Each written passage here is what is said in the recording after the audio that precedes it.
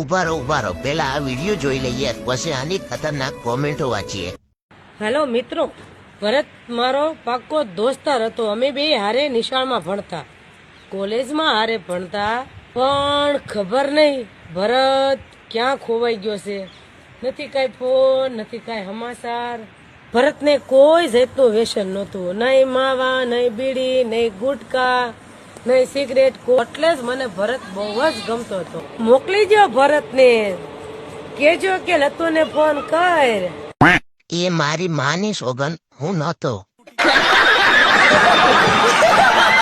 ભરત હવે બીડી પીવે છે અને એ પણ ખૂબ જોડે માંગીને. ભરત લોનના હપ્તામાં ડૂબી ગયો.